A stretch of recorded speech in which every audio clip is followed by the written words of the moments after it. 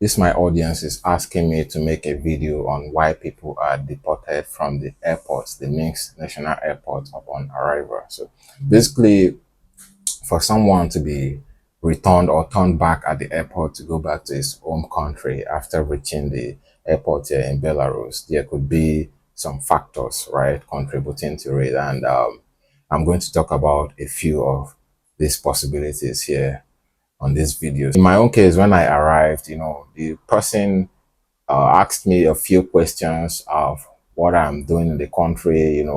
He also asked me how much I was carrying. And the thing is, I came in with just, I think I was with just $80 in my pocket as physical cash, right? And they told me that, okay, what am I going to do with this? Like, how will I survive with this?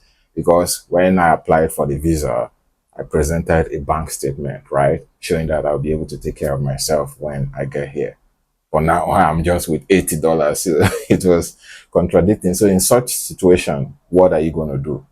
What I did was I just showed him my cards, my bank cards and Master Visa card. I think I came with three different cards, and I told him that, yeah, I'm a businessman and I have my funds in my card. So whenever I need money for anything, I just have to use my ATM card, and they work internationally. So that was how he allowed me to go in. But in your own case, if you don't have any ATM card to show that you can cover for this, at least you should have some funds with you to show that you can be able to take care of yourself in the first few months or days that you're going to be staying in the country trying to integrate, right? So that is a scenario that could lead to someone being turned back at the airport, right? And another issue again is for people that doesn't have the Belarusian embassy in their home country to get the sticker visa before traveling.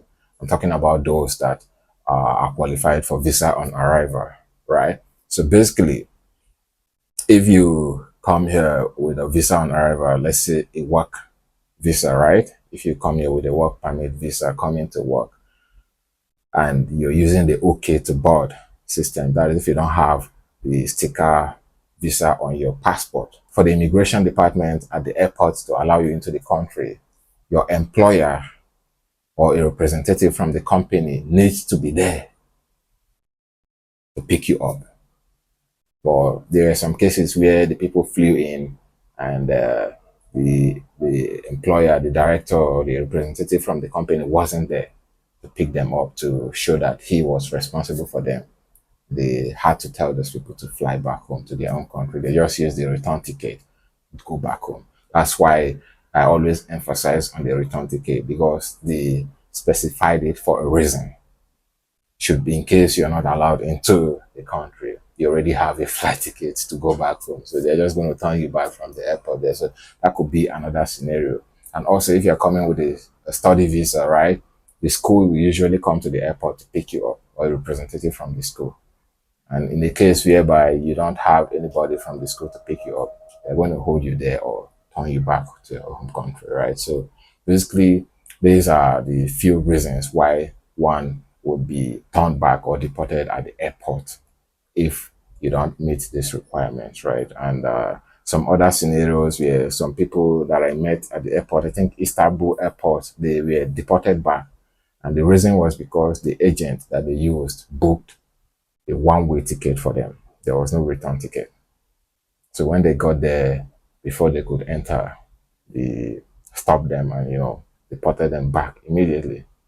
So these are some scenarios that could lead for one being turned back at the airport upon arrival. So you just need to check that your visa is valid, it's not fake, you have proof of funds to take care of yourself, or you have a representative from your visiting company, to pick you up at the airport.